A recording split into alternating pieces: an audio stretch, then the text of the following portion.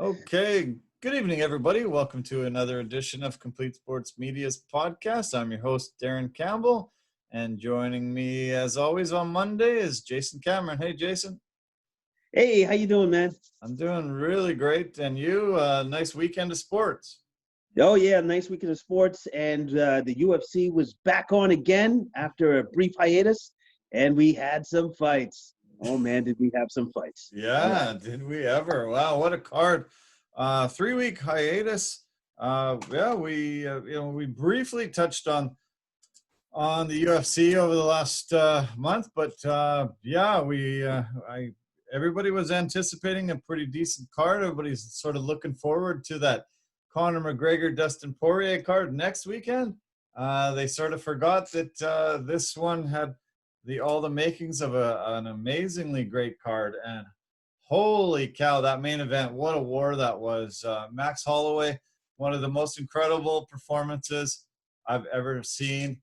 The guy just was just absolutely relentless. And Calvin Kattar, what a warrior to be able to withstand the punishment that he took in those 5 rounds. 25 minutes, 700 punches. Like, wow, what a crazy, crazy, crazy fight. Well, Max Holloway, he basically did a Gatling gun of punches for 25 minutes. I have no idea how you do 700 punches in a fight. Pretty sure that's a record.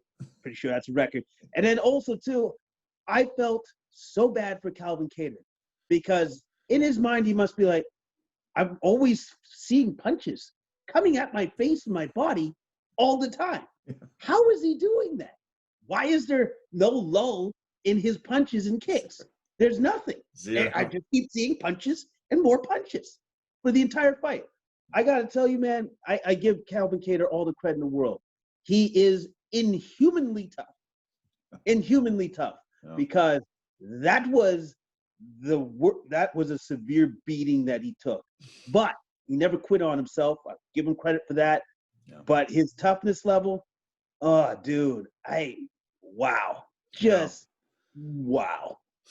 Oh man, was it incredible? You do talk about some guys' losses, really bringing them down the rankings, but this wouldn't have done that at all. To be able to, just keep going round after round after taking so many shots, so many significant strikes, and just keep going. I know that Dana White loves guys like this and will give him, every opportunity. I think there's no way he slips in the rankings. He was just such a warrior. But Max Holloway threw 746 strikes, 447 landed, 445 significant strikes, all standing. They just did a kickboxing war. I've always loved Max Holloway and how his cardio is just so unbelievable. He seems like he doesn't gas at all. He's able to just keep firing punches. But yeah, Kattar just never had a chance. He just kept thinking, at some point I'm going to have this opportunity, but just kept taking shot after shot after shot. And every time he tried to move to get into a position to fight, to throw a punch, he was already taking 2 or 3 back. And it was one of the coolest, most amazing performances, and just put mixed martial arts on just such another higher level, just to see a guy at the top of his game. I couldn't believe that Max Holloway could get even better than so many of the incredible performances he's already had in his career. Yeah, I didn't think there was another level to his game. Yeah. Oh, clearly there was another level to his game. Clearly. I have never seen a fight where there was that many 10-8 rounds in a fight. Because usually what happens is the other fighter gets knocked out or they quit because it's too much punishment for their body. Yeah. But apparently that's not a thing for Calvin Kattar. He can take it. He can take it all, which to a certain extent, I applaud him for it. I applaud his toughness. I applaud his grit. But how is he going to be for his next couple of fights going forward? Yeah. Is this going to diminish him because of this ridiculous fight. I hope it doesn't. I hope he has a complete and utter recovery and we get to see more of Calvin Kattar. But it is a question. It is a question mark for sure. Yeah. We've seen some guys in the past few years that have taken this much punishment, and sometimes they're never the same. And yeah, it is a worry, it is a concern, but just good on him to, never say die and just keep going out there. And I was super impressed, and it's going to take him a while to recover, I think, but I'm looking forward to him fighting again.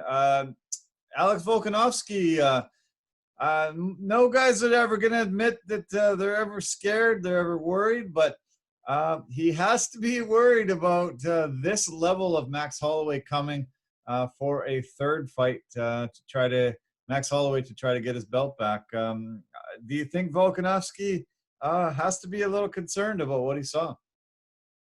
I would say so, yes. Yeah, you better be concerned because he's probably going to go for 800 strikes when he fights you next.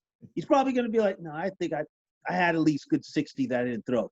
So 800 strikes are coming at you for the next time you fight Max Holloway.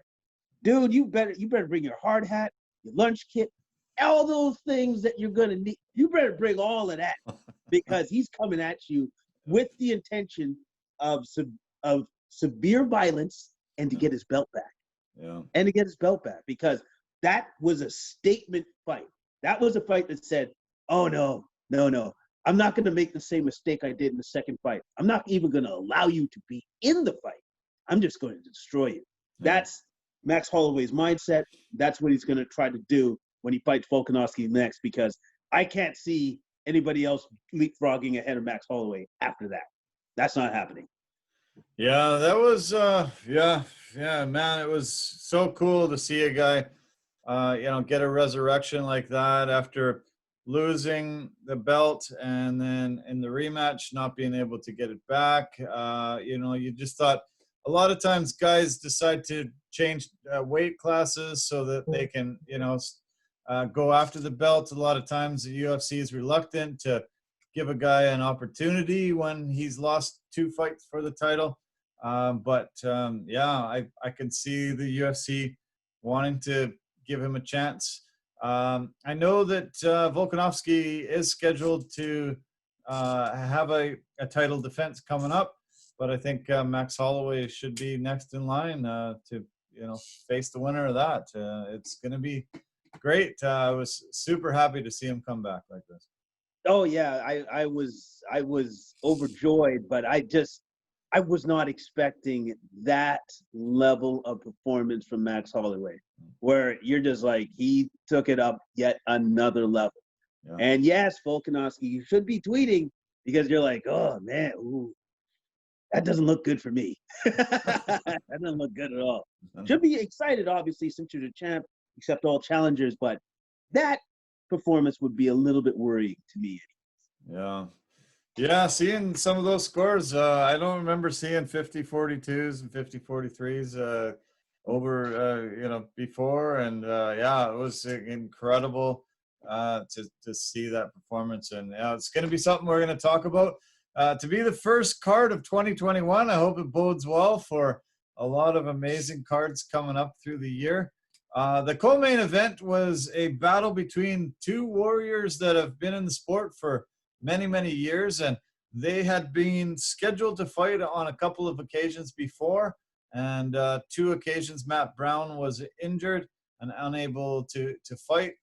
Carlos Condit said that he's never prepared for another fighter more than he's prepared for Matt Brown, so he was waiting for years and years and years and years to finally punch this guy, and he got his opportunity, and it delivered. It was a great fight between 2 veteran warriors, and they went full 15 minutes. Condit got the decision. I love this fight as well. Yes, I love the fight. 2 old schoolers just going at it, and you know that they're savages. You know that when they're going in, and they brought it. They brought it. Some of the best, most diverse strikers in the game. Matt Brown with his elbows, Carlos Condit with his elbows and knees.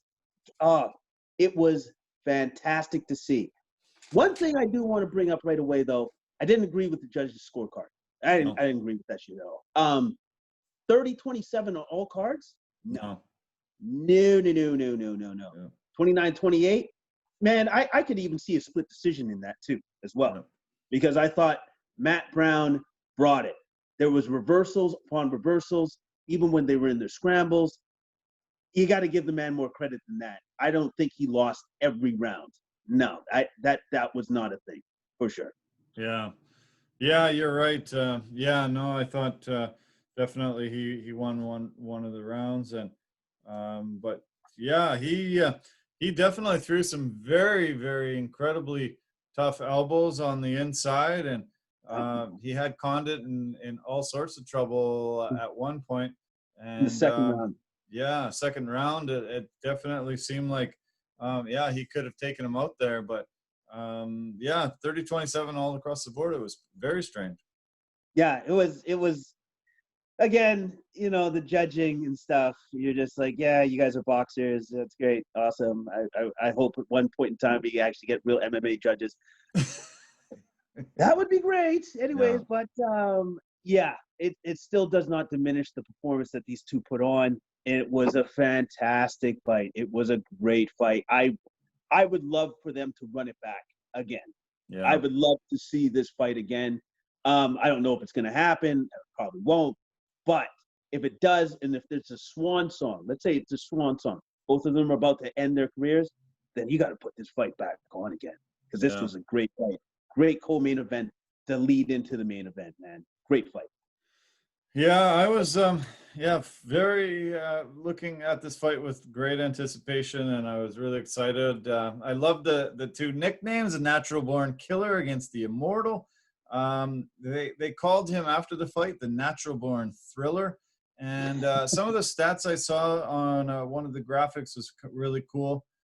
He's only one of 12 men to ever hold the UFC welterweight championship.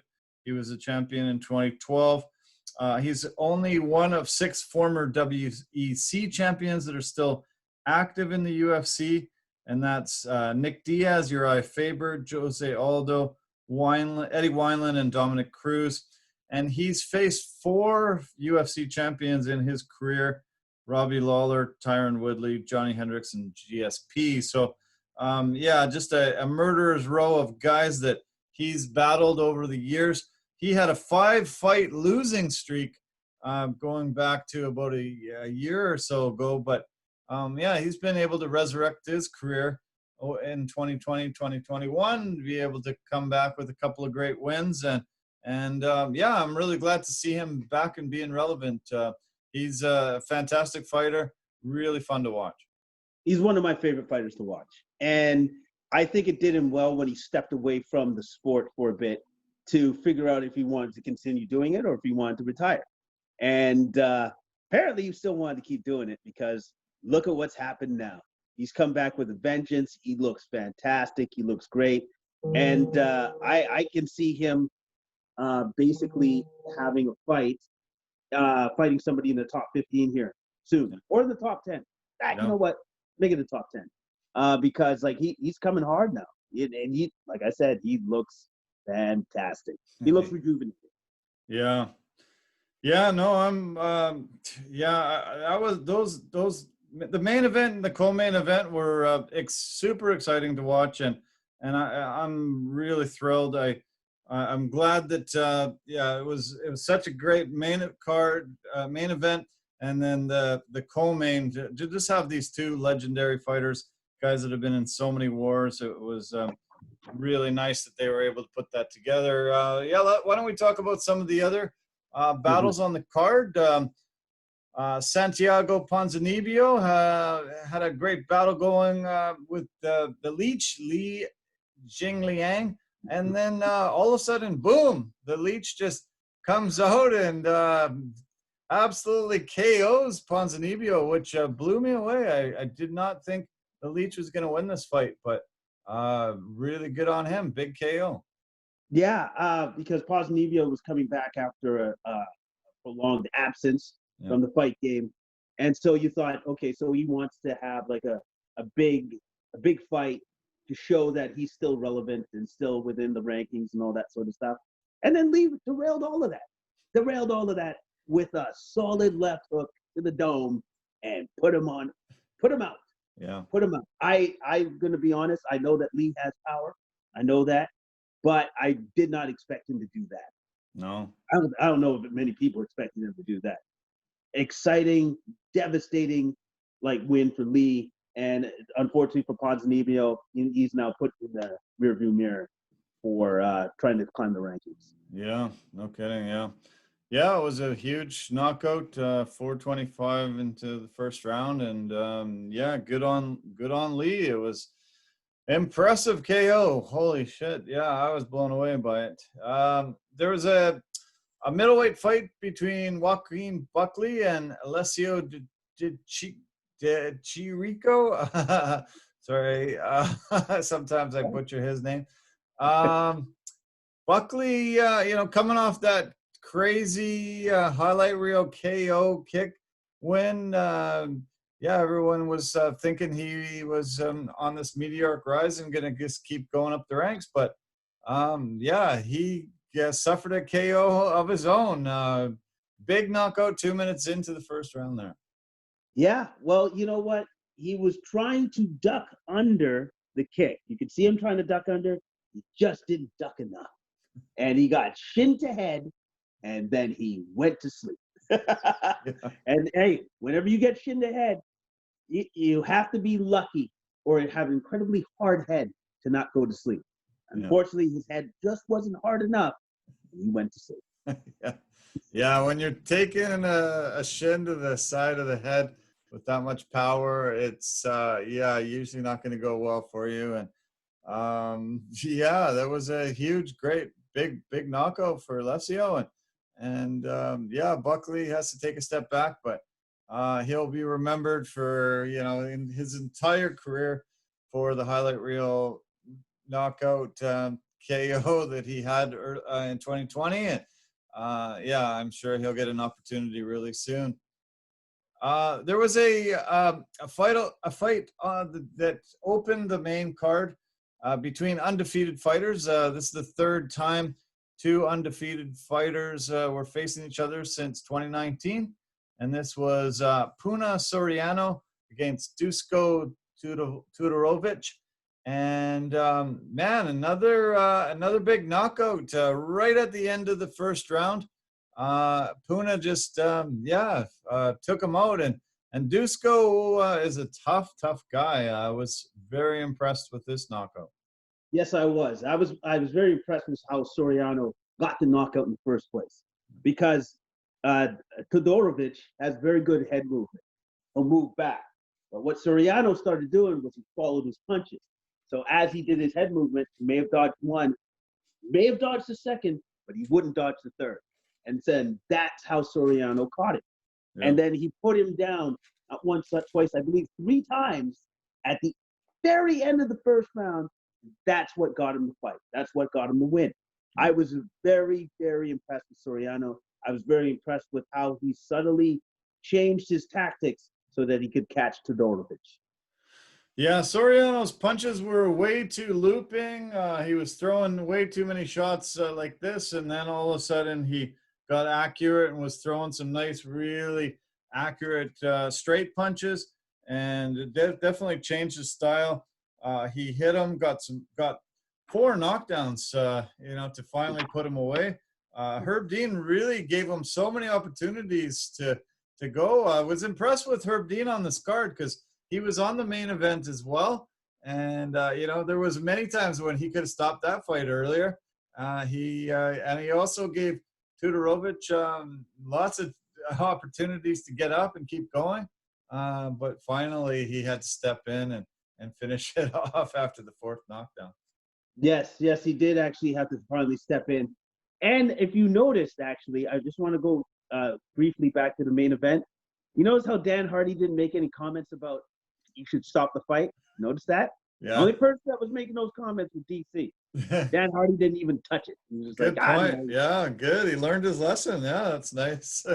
Good point. Yeah. I'm glad you brought that up. Yeah. I forgot that he had to keep his mouth very quiet, and yeah, DC was calling for it for sure, but Oh yeah. yeah, no, I didn't hear Hardy say anything about that at all. No, he did not. He was being a good. He's a good employee. Okay, boss doesn't want me to comment on it. I won't. Well, hopefully he survives. Good stuff. Uncle Dana's words definitely made an impact on him. Yeah, that's good. Yeah, good, very good point. That's great. Okay, yeah, let's talk a little bit about the prelims. Do you want to touch a little bit on the women's bantamweight fight between Jocelyn Edwards and Yanan Wu, another Chinese fighter? Jocelyn Edwards had a really good performance and got the Yes. decision win. Yeah, Edwards looked fantastic in this fight. You know, like she looked very light on her feet, and she looked just great all around, everywhere, on the ground and on the feet. I thought maybe Wu would have had like a power advantage over Edwards, but Edwards countered that with superior technique, and that's really what got her the win with her superior footwork. And she had great counters the entire fight for that fight. Yeah, no, incredible. I was really impressed. It was her UFC debut, and she is the first fighter to ever come from Panama. So nice to see another country represented. Hopefully this opens the doors for many fighters to come from there. I've got a couple of friends that have lived down there. I got one friend that still lives in Panama, and yeah, it'd be nice to see a lot of mixed martial arts gyms open up and get an opportunity. Hopefully, they've been having just incredibly tough times with COVID down there. Hopefully they can get that under control, and then a lot of fighters hopefully can emerge. It's really cool when you finally see a fighter from a country that's never been in the UFC before. Yeah, of course it's very cool because now you give hope to others to say, well, if that person can make it, so can I. Yeah, great. This heavyweight battle was a great fight. I was really impressed. Two guys that didn't look like they were in the most fantastic shape, but they did put on a really great performance. Carlos Felipe getting the decision win over Justin Tafa. Yeah, Tafa, I would say, took the first round. Tafa looked great. His distance management was fantastic. And then Felipe in the second made it dirty. He made it more of his fight. He made it grimy, made it dirty, got back into the fight, climbed back in there. And the third round was basically up for grabs. Yeah. And I believe Felipe wanted it more. Yeah. I think he wanted it more. And then he came out with a vengeance, man. And I like Felipe's attitude when he comes to fight. He's got like a Diaz type attitude where, like he'll talk to you. That maybe you don't understand what he's saying because I believe he's Brazilian, so he's talking some Portuguese. He's saying stuff. You don't understand what he's saying, but you can tell he's into it. And he's excited to be there. And I love that. I love that about the guy. And he won a very tough and close decision against Tafa. Yeah, no, I was impressed. It was very slow, methodical in the early stages, but yeah, he just kept taking it to him, and yeah, he had Tafa in lots of trouble in the second round, and then yeah, I took it to him in the third round and was able to grind out that win. Yeah, I love seeing heavyweight fights, and a lot of times they end too quickly. It's nice to see a 15-minute battle, and I was impressed with Felipe's performance. Okay, what else? Do we want to touch on some of the other decisions? Do you want to talk about any of the other fights, the rest of the card? I do want to touch upon the Emeev-Zawada fight. Okay. I was really impressed with this fight because I thought Zawada, being like the underdog, came out and he looked great. He looked fantastic. Super aggressive at the start. Really tried to chop Emeev down with the leg kicks. But Emeev proved with his superior wrestling that he brought it back into the fight. But this fight was literally back and forth. That's why it was a split decision win for Emeev, who barely won. And you could make a case that Zawada did win this fight because he brought it, man. They both brought it. They both brought it. extremely close fight that Ameev managed to eke out. But I was more impressed with how Zawada came to the fight and his whole plan for the battle, his whole plan for the fight. I thought was really good, and he stuck to his coach's corner. They both did, actually. Yeah. No, this was a fun fight. Ended up being a split decision. I really liked Zawada, how strong he was. His takedown defense was great. Submission defense was fantastic. But yeah, Ameev, yeah, just sort of another level, another guy from Russia that just yeah, just relentless on their takedowns and what they do on the ground. And yeah, he got the victory. It was pretty good. Yeah, we had a Canadian on the card. Bruce Buffer said she was from Kelowna, and that made me laugh a little bit. Yeah, Vanessa Mello. I actually thought that Sarah won this fight. It was Sarah Morris against Vanessa Mello, the women's bantamweight fight. I actually thought Sarah won this fight. Vanessa was just waiting to counter too often. I think Morris, danced around the outside, hit her with much more shots. When Mello connected, she had the more powerful shots, but I thought Sarah, should have won this fight. It was one of those fights where Mello was the aggressor and she controlled the center of the octagon, which I think has definitely plays on the judge's mindset, because they're like, well, she's being the aggressor. She's the one that's controlling the center. That's why she wins the fight. Even though Morris was pot-shotting her from the outside the entire fight. Yeah. And I think she had more significant strikes than Mello, but like you said, her strikes were more significant, more powerful, and you could tell. And that's probably why they gave her the victory. I thought it was closer than what the judges gave it, but yeah, Mello wins. Yeah.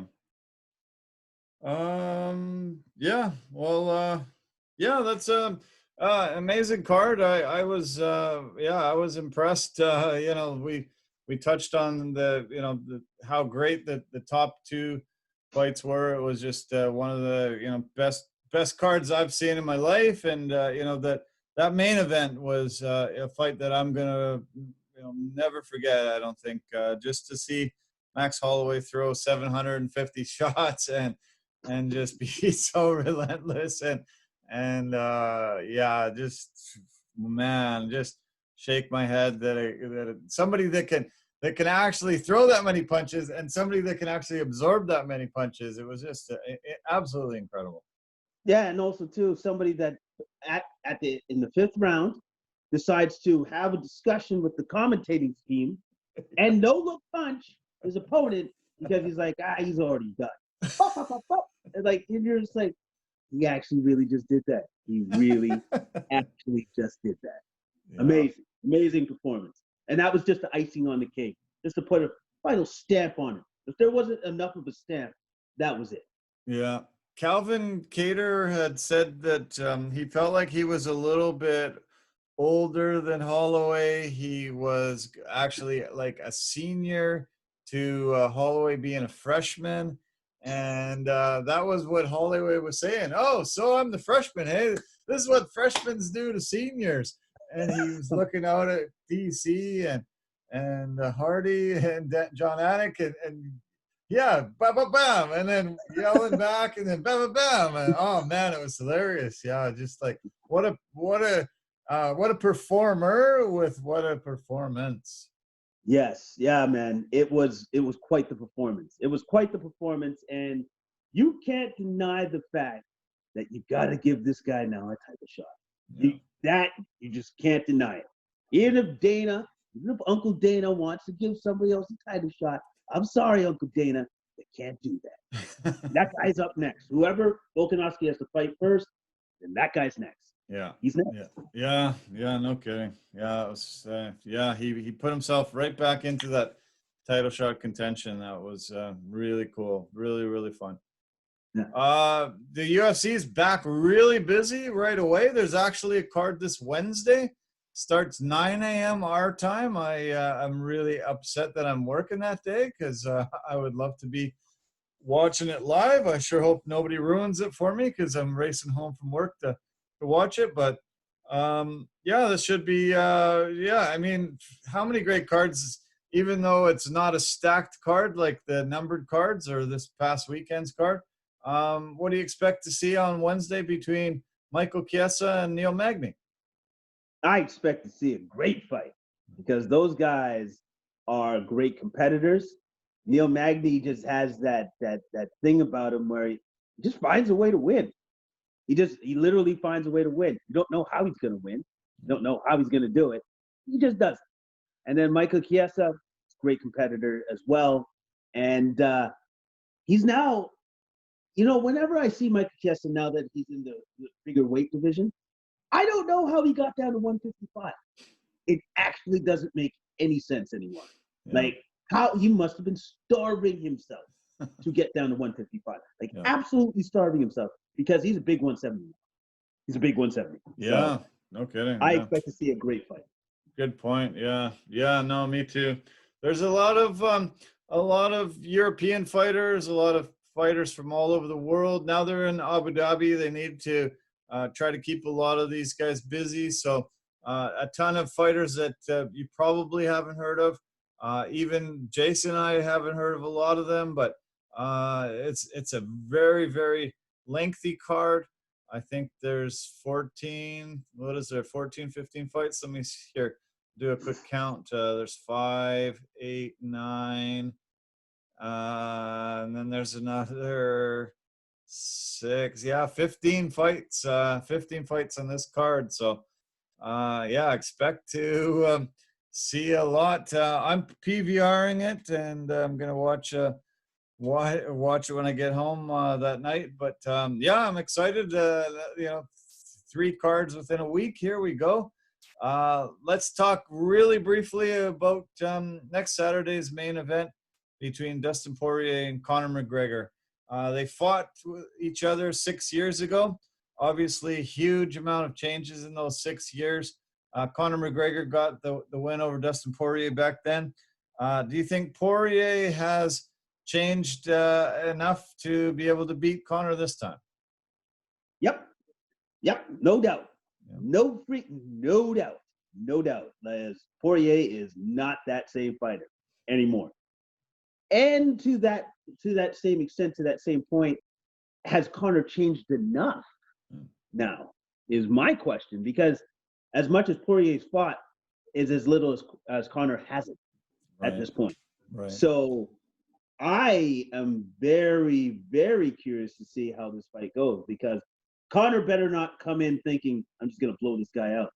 No, that's not going to happen this time. He better be taking this fight very, very seriously, because the fighter he fought 6 years ago, not the same dude, not even freaking close. Yeah. This is going to be a very, very hard fight for Conor. And I hope that his stamina is up to par, because Poirier's going to take him into deep waters in this fight. Yeah. I guarantee you that. He's going to take him to deep waters. Yeah.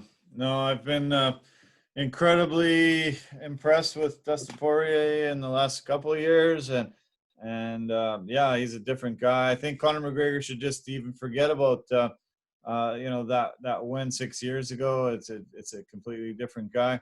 I've discounted Conor McGregor on a couple of occasions and really regretted it, because he is one of the greatest fighters to ever live. He's able to do things that we haven't seen other fighters do. So I do expect great performance out of him. I don't know sometimes if ego gets in the way and you think you're better than you actually are, but yeah, we'll have to see. I think this is going to be a hell of a fight, and I think it has the potential to be something that we remember for years and years as well. And the other cool thing that both of them just found out as well is the Dana White ended up meeting up with Khabib Nurmagomedov, and Khabib said that if one of these guys puts on an incredible performance, I might just step out of retirement and fight one of them. So there's that extra carrot dangling for them to put on a incredible highlight reel performance so that they get a shot at the best ever. Interesting. Interesting. You know why? I didn't think he was going to say that.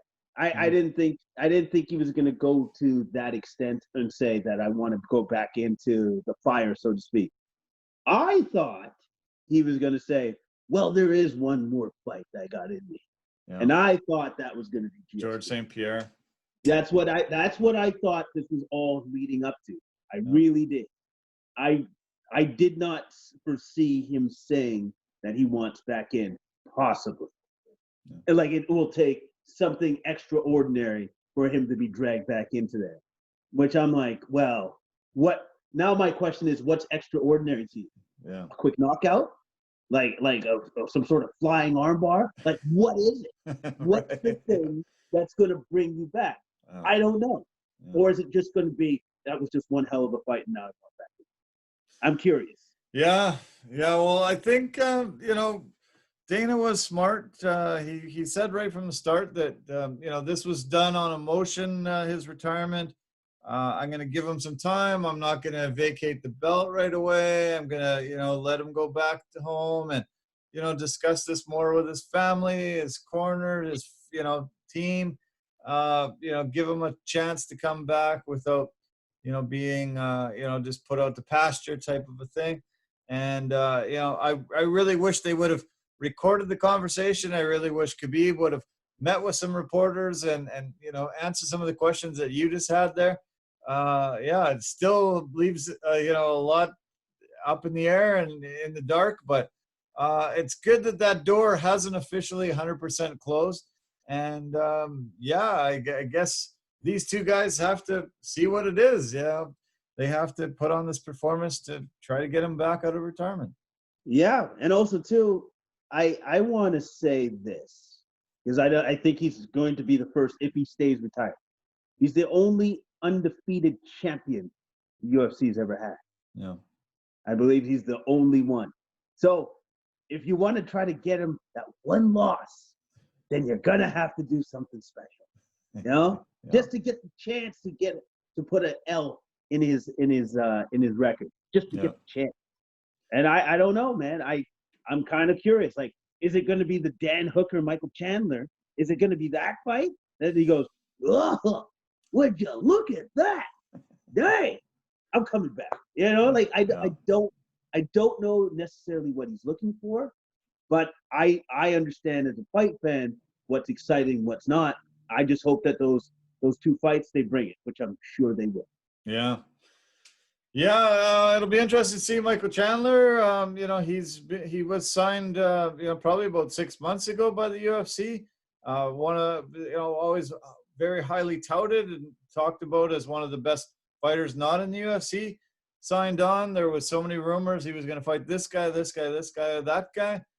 Finally, they put Dan Hooker in front of him, and I think this has the potential. I don't see this changing Khabib's mind. I think he's only really focusing on that, main event. But it's still, it's great that there's two lightweight battles back to back to end this card on Saturday night. Yeah, and also too, it's great to see that you got this. If Khabib is not around, you got this glut at the top. Yep. You got a bunch of dudes that are really good, and now they got to battle it out to see who's going to get the belt. Because okay, so you got those four dudes, and then you got another guy by the name of Justin Gaethje that's kind of waiting in the wings as well. Yeah. So these guys are just going to have to literally beat each other up until somebody comes out on top. I can't wait to see that. I really can't. This is exciting for me. I want to see these guys beat each other up and see who can get the belt. And then maybe even if they try to get the belt, the people goes, nah, I'm going to come back. I'm just going to take it back. Yeah, no, it's awesome. Great news. I'm glad Uncle Dana told us that, that the door has not officially closed and Khabib might be coming back. And I think it just gives that much more of an incentive for these guys to put on the performance of their lives and make sure they're training. They're going to come in with a game plan and try to take the other guy out as quick as they can. Well, they're going to have to. They're going to have to try, and they're just going to have to do something special. Like, I don't know if they're going to pull out a Buckley type highlight reel knockout, which would probably do it.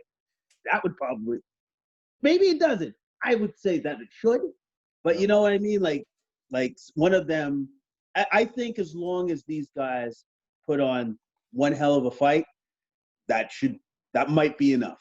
Yeah. That might be enough, but we'll see. Yeah. Well, yeah. Well, the UFC's back. We missed it a lot, but wow, really great that it's back. We're able to witness amazing fights like we did this past weekend, and there's fights on Wednesday. There's fights coming up on Saturday, and there's lots for us to break down next week. I can't wait. It's gonna be fun. I want to switch gears, and I want to talk about the NFL playoffs. We're down to the final four, and it's going to be really exciting. I do want to talk about our partners and sponsors before we move forward. Anchor FM has been a great partner and sponsor for Complete Sports Media. They've been amazing at posting on multiple podcast platforms for us, and they call themselves the easiest place to make a podcast. Just go to Anchor FM, and they will be able to set you up. Verbero, the hockey equipment and apparel company, industry leader in technology, performance, and value. And the V350 stick is a stick that you have to get in your hands. You have to impress your buddies and score lots of goals. 350 grams, tons of explosive power. Verbero, the great hockey equipment and apparel company. Pampas and Possibilities. They design and sell dried florals, floral arrangements, and do installations. They've got great West Coast vibes at very reasonable prices. And Forever Living, the aloe vera company. They grow and manufacture aloe vera-based products for health and beauty. And you can find all the details on CompleteSportsMedia.com.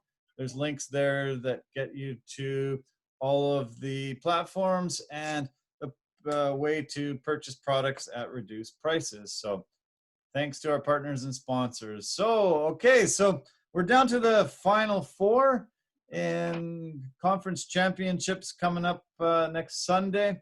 A lot of great football action this past weekend. We've got the Buccaneers and Packers and the Bills and the Chiefs. The cream of the crop has risen. It was very widely speculated that these would be the top teams, but why don't we talk a little bit how they got there?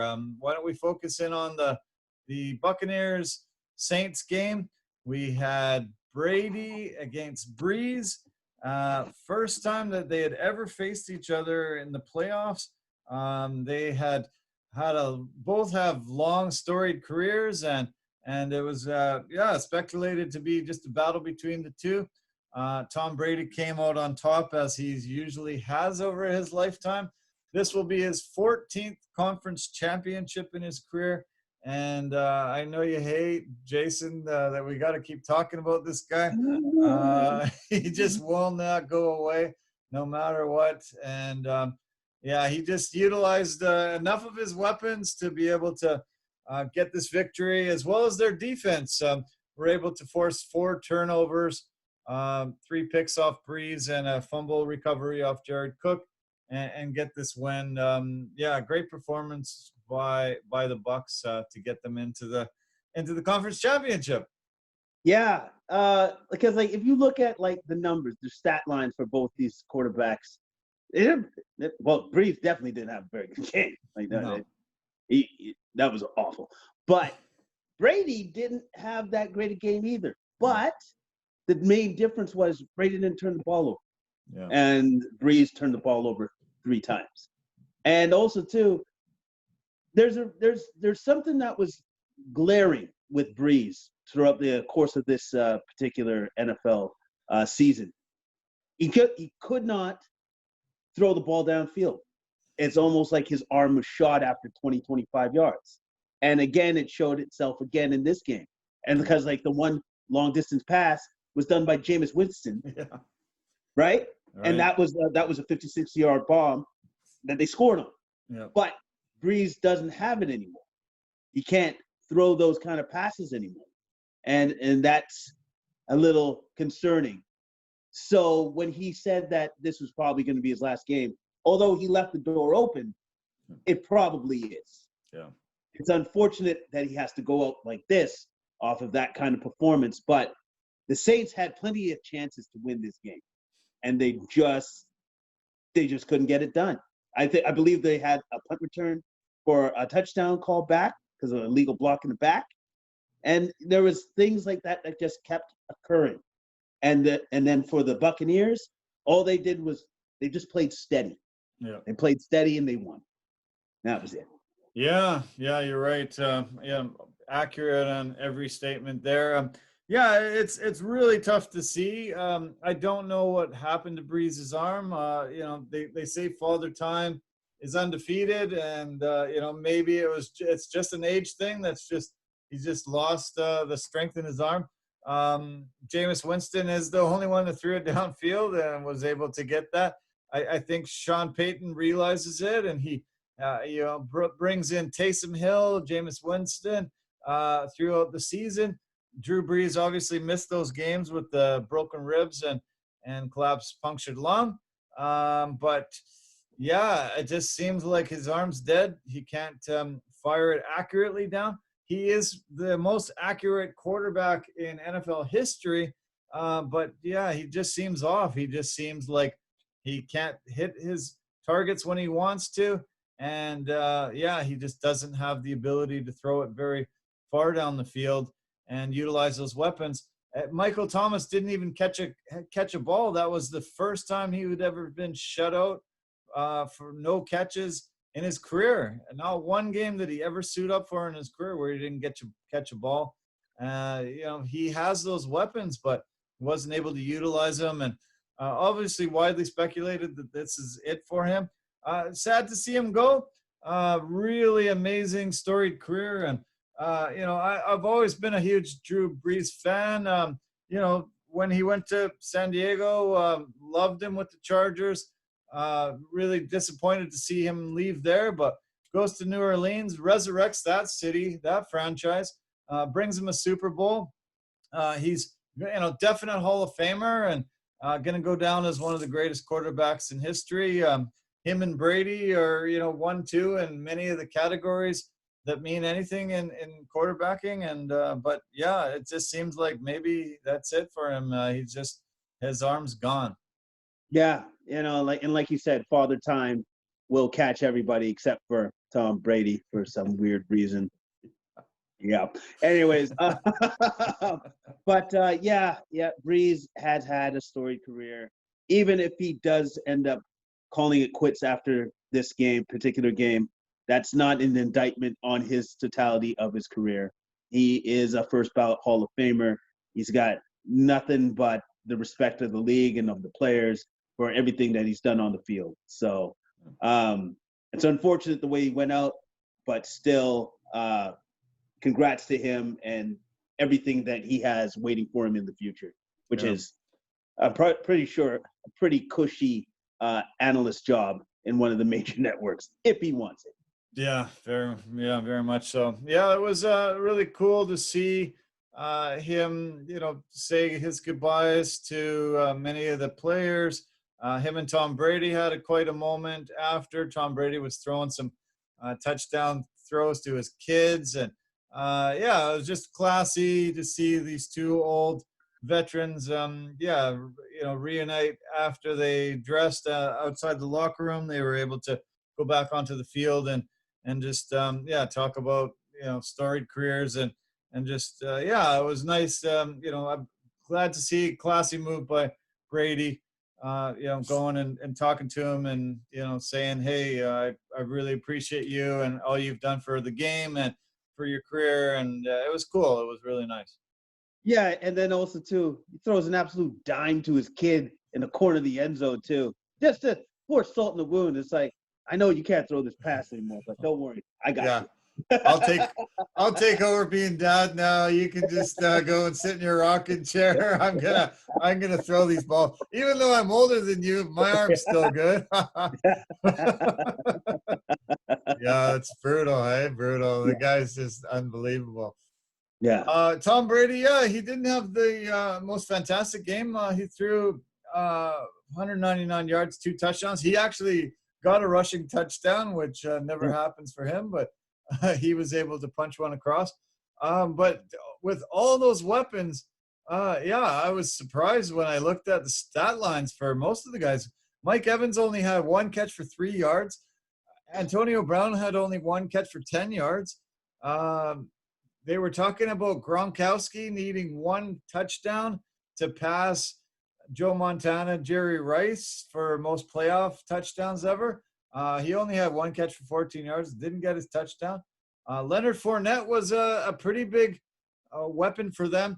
And I've noticed that a lot over the year, that when they have a bit of a running game and they can utilize him as a Swiss Army knife, either Ronald Jones or Leonard Fournette, they can get some victories. Fournette had 17 carries, 63 yards, but he also had 5 catches for 44 yards and a touchdown. So he was their biggest weapon for the game. Ronald Jones carried the ball 13 times, had 62 yards, and Godwin even didn't have a really great game. 4 catches, 34 yards. Brait had 4 catches, 50 yards. But all those weapons we talked about all year, accumulation, just enough to be able to take them to their victory. But they have to face the Green Bay Packers coming up. I don't know. Do they? Can they go into Lambeau and take this victory? They better score more, because Aaron Rodgers is going to score a lot, because that's just the thing. Yeah, they're going to have to score. They're going to have to score with the Packers. Yeah, or else they're going to lose the game. And Aaron Rodgers is on a roll. He is on a utter and complete roll. He is rolling, and so Brady better do Brady things, Yeah. But that's why he's Tom Brady. That's why he just makes me so angry. So angry. Anyways, yes. Why don't we talk about the Packers game against the Rams? It was going in. It was Packers #1 offense against Rams #1 defense. We love seeing those battles and see who ends up taking the win. I was really surprised at how dominant the Packers were, and Aaron Rodgers just continues to really impress and just show that he is such an elite force in this league. And even though his weapons are just sort of okay, he's able to just dominate and take this team to the promised land. And another really super impressive performance by him.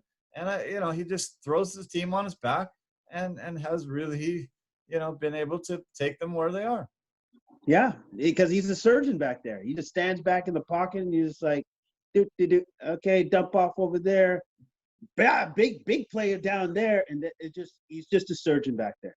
And he'll surgically take you apart if you don't get enough pressure on him. And unfortunately for the Rams, Aaron Donald, non-factor because he was injured. Yeah. He was injured. He was in and out. He tried to go when he could, but it just wasn't enough. And the Packers' front line, their offensive line, held those guys in check for the most part. Yeah. For most of that game, man. And then that was the difference. And also, too, let's be honest, the Rams quarterback, Jared Goff, he wasn't 100%. He's still trying to throw with a surgically repaired thumb. True. Then that's not going to get it done for you either. It really isn't. Yeah. Just looking at some of the stat lines for the Packers, Devontae Adams had 9 catches, 66 yards, which isn't a huge game for him. He did get a touchdown. Allen Lazard was really big. He had that huge touchdown across the middle. He had 4 catches, 96 yards, and a touchdown. But Aaron Jones was a big force as always. 14 carries, 99 yards, so 7-yard average. He had a touchdown there. And also Jamal Williams had 12 carries for 65 yards. And Rodgers had his 296 yards through the air, 2 touchdowns. And his touchdown that he scored running was pretty impressive. He made such a juke move on the linebacker that was coming across that, he was able to punch it in the end zone. And that to me was pretty damn impressive. Well, that's an MVP caliber move. He juked him, pump faked him. There was like 4 to 5 Rams defenders around them, and nobody touched him. He just waltzed on in for a touchdown. Yeah. That's your MVP possibly of the league this year, doing this thing. Yeah. Yeah, there's a lot of talk that he's going to win the MVP. I guess it sort of running between him and Mahomes. But, I think most people figure that Aaron Rodgers is gonna win it. And that's going to be a hell of a battle. Lambeau Field's going to be cold.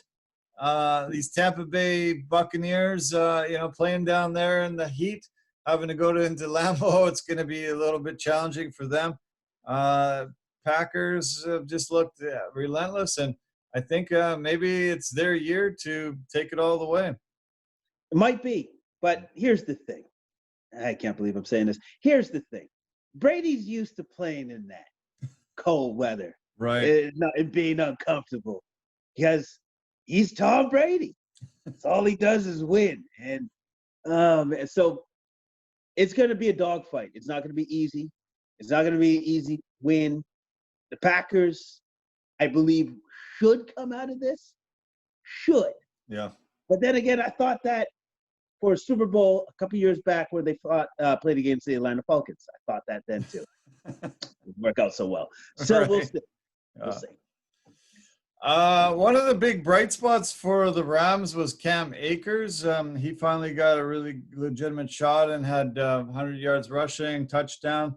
I saw a graphic today about his senior year in high school, and he was a quarterback and a running back. They they intermixed him a little bit with another quarterback. He had 3,129 passing yards and 31 touchdowns. He also had 2,105 rushing yards and 34 rushing touchdowns in his high school senior year. 65 touchdowns and 5,233 yards. Man, holy cow! The recruiting for colleges must have just been pounding down his door when you see a guy be able to go to Clinton High School and put on those kind of numbers. That was unbelievable. So basically, it was like playing Tecmo Bowl with this guy, and he was Bo Jackson. Can't stop him. Unstoppable juggernaut of a player. Yeah, it was amazing. Just you're right. The Tecmo Bowl. If you got Bowl, you just had to keep moving back and forth. Nobody ever stop you. You were gonna get a touchdown every time. That's how this guy was. 65 touchdowns himself. That's amazing. Oh man, I would have loved to see some footage of that. Hopefully we can dig some up at some point and put it up on our website. Cam Akers. Yeah, holy cow. He's going to be a force to be reckoned with at some point through his career, but it won't be this year. They are done. Why don't we switch to the AFC now, talk about the couple games that happened there. And I guess the biggest stories were 2 quarterbacks were out on concussion protocol. And man, that has to be devastating for a team when you get this far. You're just able to almost touch the divisional championships. You're almost, this close to the Super Bowl, and your quarterback takes a brutal hit, gets taken out, can't play the rest of the game. Obviously, it affected the Ravens so much. Lamar Jackson hadn't played that great of a game up to that point, but to be able to not be able to play the rest of the game and be done, they were finished. The Bills put on a masterful performance and won 17-3. And they're actually going to give the Chiefs a run for their money, I think. What do you think of this game? I thought the Bills defense did a masterful job of bottling up Lamar and very much limiting what he could do on the field. I thought the defense was just so on point with how they attacked Lamar Jackson and the Ravens offense. Yeah. And then also too, by doing all of that, they didn't actually have to put on a offensive blitz, to put points on the board. They just need to do enough and then just keep the lid down, keep them locked down, keep Lamar Jackson locked down. Yeah. And if they can do that, they're going to win the game. And they did. Yeah. And they knocked them out of the game with the concussion. So there was some serious problems between the center and Lamar. He was they weren't in sync there, and that threw it over his head, and Lamar had to go back, toss the ball out, boom, fell down. It was pretty rough, but there was a lot of bad exchanges throughout the game, and it caused some very serious problems with them. I don't know why they were having such problems getting him the ball, but the biggest turning point had to be the 101-yard interception return for a touchdown by Taron Johnson.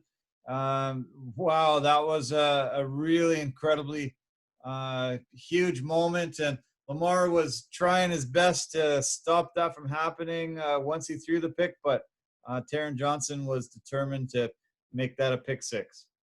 That was literally the TSN turning point. That was it right there. That was the straw that broke the Ravens' back after he returned that for a touchdown, because it was from his own end zone to end zone touchdown, pick six. That's devastating. That's devastating in any game. And after that happened, the Ravens just couldn't recover after that. They really couldn't. That tied a record set by George Teague, and he returned a 101-yard interception return, and that was done in 1993, and that's the last time the Bills went this far. So 1993 was rearing up and saying, "Don't forget about me." Their only touchdown that the Bills scored was Stephon Diggs, who is such a weapon for Josh Allen. 8 catches, 106 yards, and a touchdown. John Brown also had 8 catches for another 62 yards, but they didn't do a ton on offense. But their defense was just so good that they didn't have to, like you said, and they're able to move forward into the conference championship game here. Oh yeah, and also too, old reliable Stephon Diggs just getting it done. Just a workmanlike game. Said 106 yards, touchdown, and that's all they really needed from him. That's all they needed. That's it, yeah. So they're going to face the Chiefs in Arrowhead. The Chiefs had all they could handle with Cleveland Browns. They sort of, they just kept Cleveland hanging around. And then all of a sudden Mahomes goes out with that questionable hit. And it actually didn't seem like he took a blow to the head. It was sort of like he got partially choked out. And it seemed like somehow, got it. I don't know. We see chokes in MMA, and it takes a while for a guy to get that woozy and not be able to stand up. But it was kind of weird how it seemed to have, that seemed to knock him out of the game somehow, something to his neck. And they said, concussion, he's out of the game and couldn't play more. Cleveland had all the chances to come back and win, but Chad Henne just did enough to be able to give the Chiefs a chance to continue their march on to this championship. Yeah, Chad Henne, unheralded Chad Henne. And also, too, I have to say, Andy Reid, he's got some balls on him. He really does. Yeah. I'm just going to say it like that. He really does, because, my goodness, he's in a shotgun on 4th and inches. And he goes, run the play, run it. And he runs it. And I was just like, no, he's just trying to draw him offside. Like I was with Tony Romo, like, oh no, he's trying to draw him offside. No, ran the play to pretty much the fastest dude on the planet, Tyreek Hill, and he gets the first down, runs out the clock, the game's over. Yeah. I thought that was super gutsy, super impressive that they ran it with Chad Henne, and then Chad Henne completed the pass and got the first down, man. That was amazing. But I want to go back. The Browns had a chance to win this game. Yep. They had a chance. And when that receiver fumbled it out the back of the end zone, unfortunately got the touchback. Yeah. That actually shouldn't have. That was called wrong. That should have been a helmet-to-helmet hit. Right. And that should have been a penalty. Yeah. And the refs completely missed it, butchered that call. Maybe possibly took away a win for the Browns. Yeah, I think a lot of Cleveland fans are going to yell conspiracy, and the league wants us down. And I mean, in real time, you couldn't really tell. It looked like he had just, knocked him out of bounds with his body and his head, maybe more of his shoulder. But when they, slowed it down and showed it, it was the crown of his helmet coming in. He had just taken a penalty earlier, maybe the play right before, and Sorensen was mad, and he wasn't going to allow that score. But when you do see it and the way the rule is called now, it was a crown of the helmet to hit that caused that fumble. A lot of people today are saying that fumble out of the end zone that creates a touchback is the worst rule in football. What do you think about that rule? I don't know. Like it kind of, I don't know if it makes a lot of sense, to be honest with you. Like I really don't, because you're penalizing the offensive team because they lost control of the ball and it went out the back of the end zone. Like, really? Is it really? I don't know, man. Like I went back and forth on that call. Well, first off, because they got it wrong, and then secondly, I don't know if that should be a thing. I don't know if the offensive team should be penalized that severely for losing the ball out of the end zone, but as they're trying to score a touchdown. So I don't know. Yeah, I don't know. It's hard to know what how to change it. What how they should call it if they do change that rule. But devastating. 33 years to the day that Ernest Biner fumbled it and the game was called the fumble. They were facing Denver, marching it in. He fumbled it on the 1 yard line. Denver recovered, won the game, broke Cleveland Browns fans' hearts, and another devastating loss for them. Baker Mayfield played pretty decent. Had that pick that really seemed to, be a very big turning point. But we were talking quite a bit through the year how remarkably great he's been at able to stop turnovers. There was a stat here that I had. I think it was one interception in the last 369. It was second interception in 369 pass attempts. So, you can't blame this loss on him. But, Cleveland must be just pulling their hair out, because when Mahomes went down, you thought, man, they really have a shot here. They can really pull off this victory. But they weren't able to. They weren't able to do it. They just weren't able to do it. No, they weren't, because Chad Henne stepped onto the field. That's why. That's why they weren't able to do it.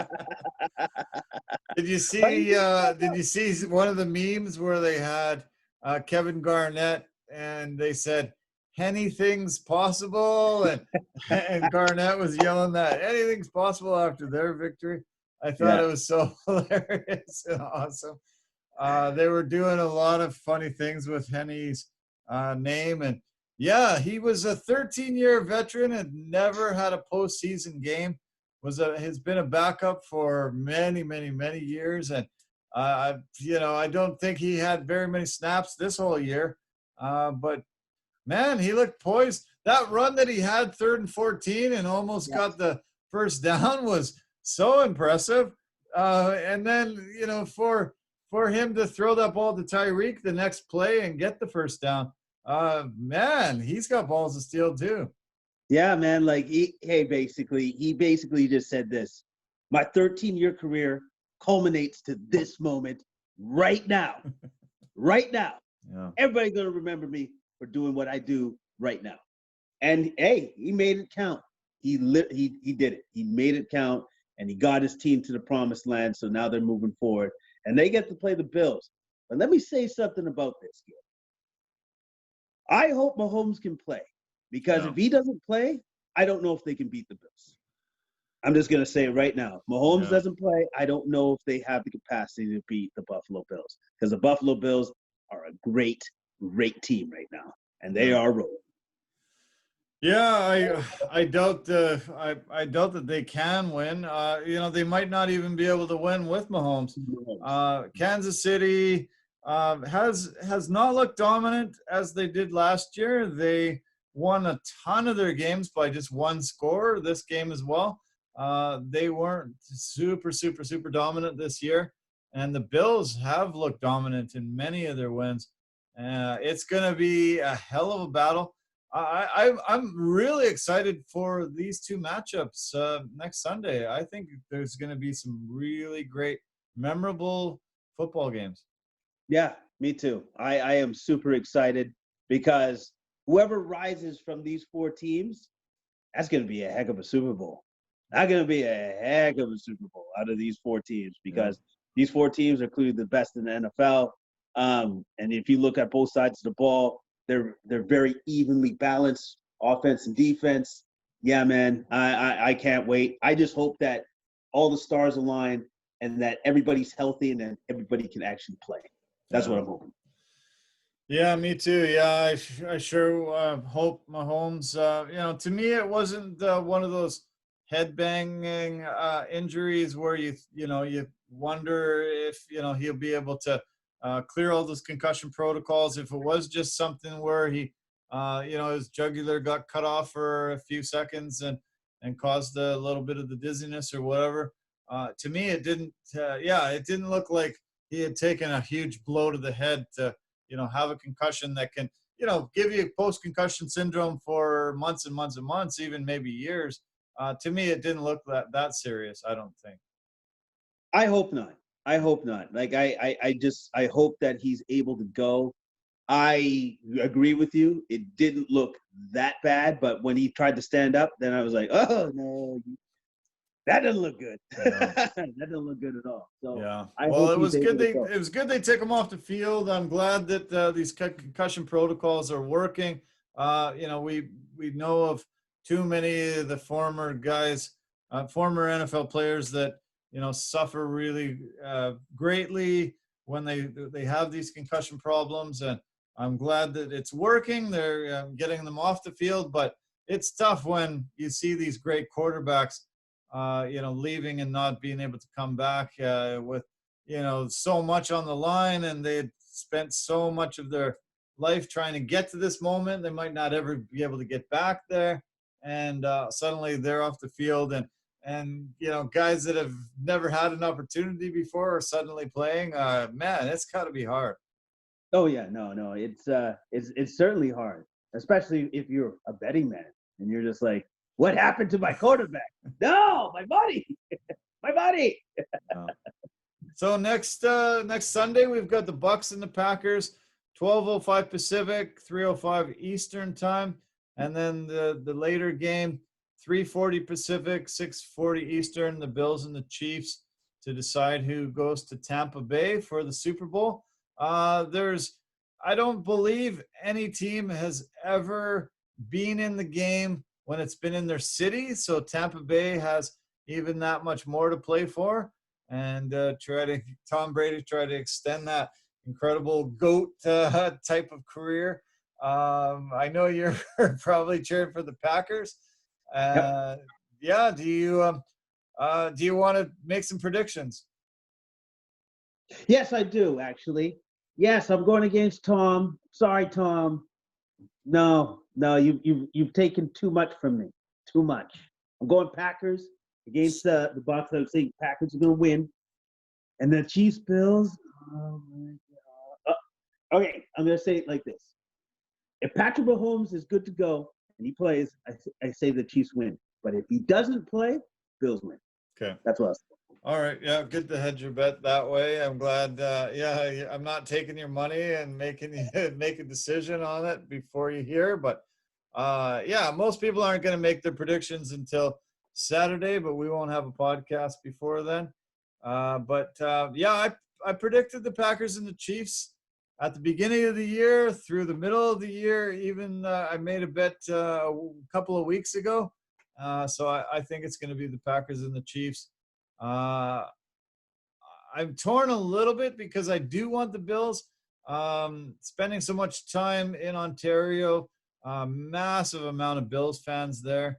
I loved going down to Ralph Wilson Stadium and going into the amazing parking lot, incredible tailgate parties. Bills Mafia is just an incredible group of fans, and they've been, waiting a long time to make it back after 4 straight Super Bowl losses.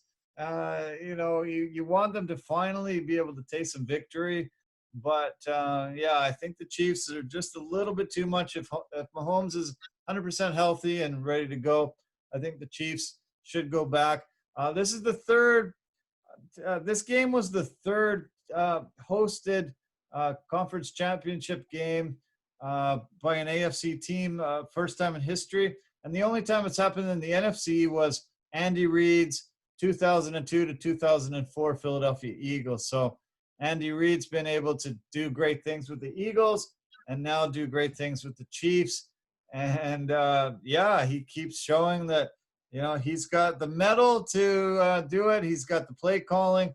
He's a smart man. They love playing for him. And yeah, I think we're going to see the Chiefs and the Packers. And it's cool that this crazy COVID and all the cancellations and weird games and all that, the cream still has risen to the top, and it is really the two best teams. And yeah, go Chiefs. I want them to defend the Super Bowl, win it again. It would be great to see it. Yeah, because then they could already start their dynasty, because Tom Brady, he's had his time in the sun. Like, he's had so long in the sun, like so incredibly So long. freaking long. Yeah. Yeah, well, man, football is almost done. We've only got 2 weekends left. We've got this weekend. There'll be a 1 week break, and then the Super Bowl. And we're in a bit of a lockdown right now here in British Columbia, and it actually ends the Friday before the Super Bowl. So we might actually get some Super Bowl parties. Let's hope we can gather a little bit and watch the Super Bowl together and celebrate that COVID has sort of gone by the wayside a little bit more, and we're back to a little more normal. I love my Super Bowl parties. I've had so many great memories watching Super Bowls with friends, and I would hate to be sitting alone watching this game between two incredible teams that are going to make it.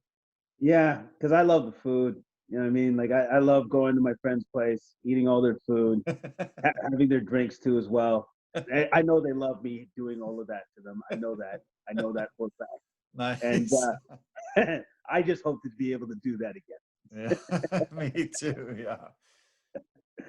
Yeah. Okay. Well, why don't we touch a little bit on the NBA before we go? Today is Martin Luther King Day in the U.S., national holiday, and the NBA really does a great job honoring the holiday, honoring the man. I watched games starting at 9 a.m. today, and they're still going on right now as we're talking. Fantastic day to honor such a great civil rights leader and a fantastic man that just wanted people to get along, be united. Forget the race. Just love your brother, love people, and get along. And yeah, I'm so happy how much the NBA just really makes a big deal of this holiday, and it's become such a tradition, like Christmas Day with the NBA. They have so many games today, and it was fun to watch basketball all day for me. Equality and unity. Those are the two hallmarks that he perfused to the people, to the masses at all times. And I couldn't be prouder of the fact that they're definitely putting a stamp on it, especially following the whole Black Lives Matter movement. Yep. It's almost like the civil rights movement has restarted again, incredibly enough. But also, too, at the same time, we are seeing change happen. We're seeing social justice happen. And the future looks brighter than it's ever been. Yeah. It really does. Yeah, almost all the players today were wearing this shirt. It says, "Now is the time to make justice a reality for all." They had Dr. King on the back of the shirt. And yeah, it was cool how many guys said how much Dr. King meant to them growing up, knowing, his sacrifice of his life and what he did to further the movement. In my opinion, there haven't been enough civil rights leaders that we know about in these times. There's not a name that, is on the tip of everybody's tongue like Dr. King, Malcolm X, guys like that. Why don't we know the leaders as well as we know those guys from back in the 60s and the struggles that they went through? Why isn't there names that are prominent today that are continuing to further the movement? You know what? I think it's just a testament to the men at that time.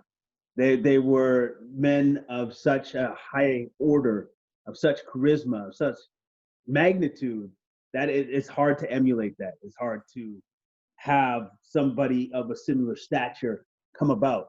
Not to say that there aren't people behind the scenes doing their best to make sure that these changes do happen within the society that we all are in as of today. Those things are happening behind the scenes. They may not be as well known as those two individuals that you just mentioned, but they are still being done. The work is still being done, and it's being done as aggressively as it ever was, even from then to now. So good. Yeah, good point. Yeah, so I guess the biggest news in the NBA this week is James Harden trade. That was a big. It was widely speculated over the last few weeks, month, and then finally the trigger was pulled. 4-team deal and came together. Harden went to the Nets and had an incredible debut. Looked otherworldly. Looked like he dropped about 10 pounds or 15 pounds within a day, and suddenly just looked live and was able to put on an amazing performance. 30 points, 15 rebounds, 16 assists. Kevin Durant had a season-high 42 points in that game. And, oh, man, they look so good. Kyrie Irving's not really being missed right now, and I don't even know if they really want him back. But, yeah, wow. Did Harden ever come in like gangbusters right away? I don't know how he did that because he looked very overweight, and then he wasn't. I thought that was amazing. That was pretty impressive stuff. And then also too, yeah, let's look at that stat line. That's ridiculous. So he comes in and he does that. It's like, oh, so that's what you can do when you're happy? Oh, that's kind of cool. That's great. That's great. I'm glad you're happy right now. So I am excited to see how this dynamic works between him and KD, because Kyrie Irving is on, I like to call it a sabbatical right now. He's on sabbatical, and he'll rejoin the team whenever, or maybe not at all.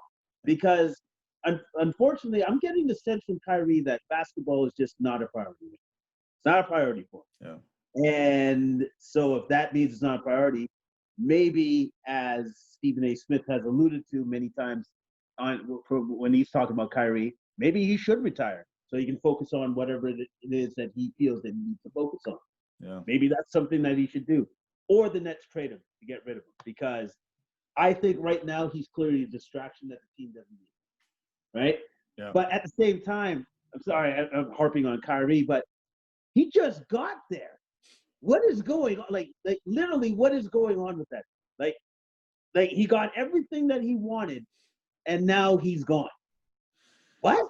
That doesn't even make any sense. And that's part of the reason why the James Harden trade happened, so that the Brooklyn Nets could literally hedge their bets on the fact that he may not come back. He's a wild card, whatever. Yeah. All right, at least we got Harden and KD, and we can go forward with this duo. But with that being said, too, they got to win. They got to do some big noise in the playoffs, because the Nets gave up a ton to get this guy on the team. A ton. I thought this deal might get kiboshed because Karis LeVert had a diagnosis. When he did his physical, they found a mass on his kidney, and he's going to have to undergo some surgery.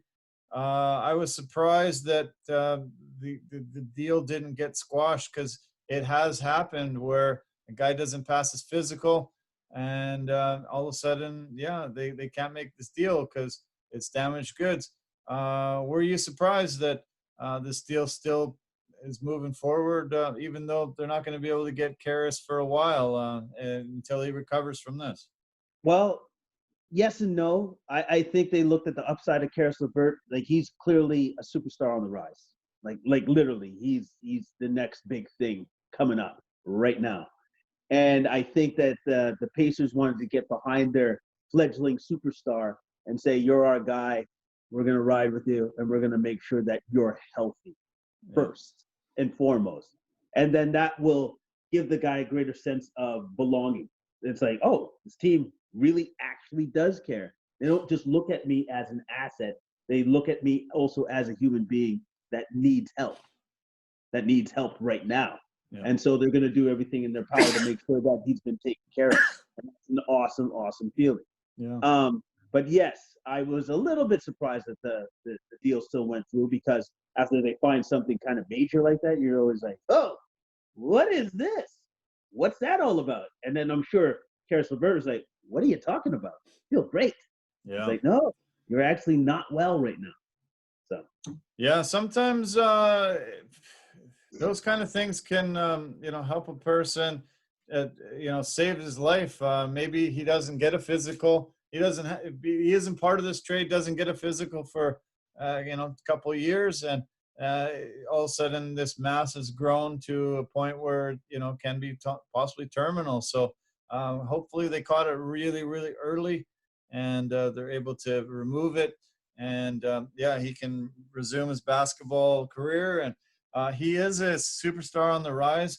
I'm surprised that Oladipo fell out of favor there in Indiana. And but I think Karis will be able to take the bull by the horns there and take that franchise forward. And he wasn't getting the opportunities that he needed to in Brooklyn anymore, because they brought in such high-profile superstars. So, I think he'll be good as long as he come out of this 100% healthy.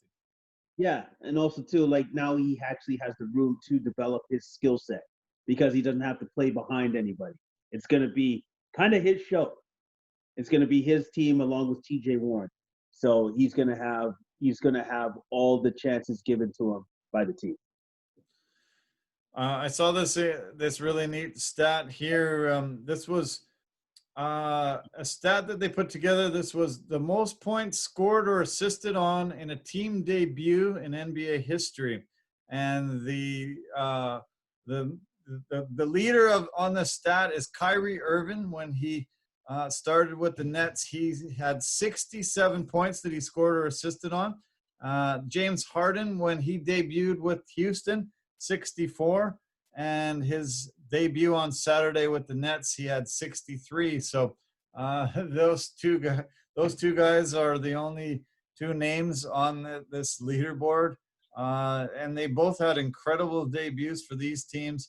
But yeah, it's really disappointing the way James Harden left Houston. I think he really, shouldn't have done him that way. He didn't try. He was, he was playing. He looked overweight. He was acting really like a spoiled child, and some of his teammates called him out on it. But he tried to make amends, and he sent some, apologies and types of words of thanks to the Houston fans and stuff like that. But not cool the way he acted the last month in Houston there.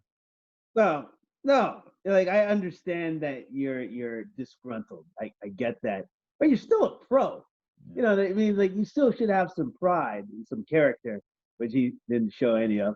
So he got what he wanted. He got his wish. He got out of Houston. Way to go, man. But that press conference that he had before he left, why even bother having it? Why even bother? You know what I mean? It's like, well, we're just not good enough, and I guess that's it for me. We'll talk to you later. Bye-bye. Right? Yeah. Like it's just like, don't even bother having it, man. Like if you got really nothing to say, don't waste people's time with that. And then have to do the apology that you probably you don't really care to give it. You're just paying lip service now, because that's all that is too. Yeah. That people can see you through all of that stuff, Jay. Now that you're happy, now that you can drop 30 and almost 20 and 20, I guess that's what you can do when you're happy. That's awesome. That's great.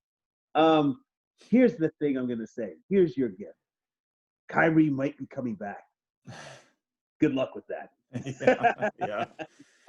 Yeah, just Kyrie, I just think some of his history, and I just think, oh my God, like, why does he have to be the way he is? It just frustrates me. He's in Cleveland with LeBron, having an opportunity at a few titles. He ends up saying, no, I don't want to play with LeBron. Send me to Boston. Goes to Boston, and he upsets the apple cart there. As soon as he leaves, they go, to elite status and can suddenly be title contenders. He was terrible there. Then he goes here, and you think, okay, maybe he'll finally smarten up. He'll be able to work with KD, and they can be legitimate, title contenders. And then he acts like this. Even when they talked about the bubble, he was like, we shouldn't even be playing a season. We should be just doing, social justice issues. And you and I talked about him trying to start this coalition to, ban even the NBA season from even playing last year. He's just frustrating guy to have to listen to, hear about, deal with. He doesn't come out with really good messages, and he just keeps constantly disrupting teams that he plays on. It's very, very frustrating to see a guy with so much talent wasted with so many issues. Yeah, he's a disruptive force. He's just disruptive. He's counter everything that you want to try to go towards. Like he's supposed to be on the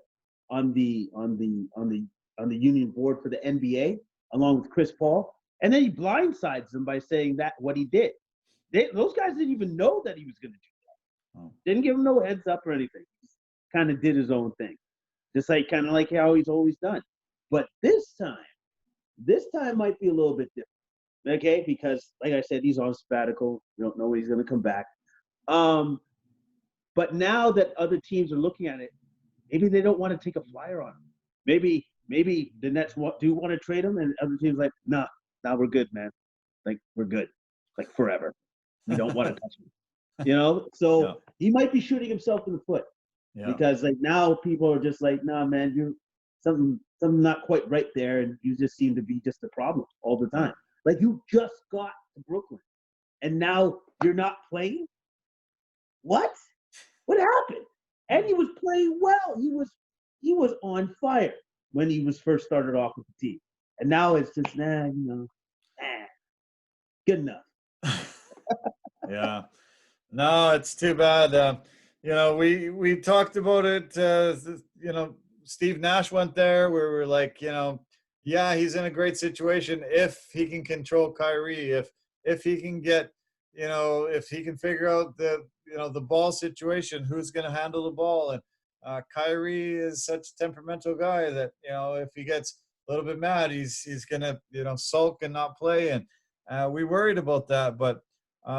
Very smart move for Brooklyn to bringing in Harden.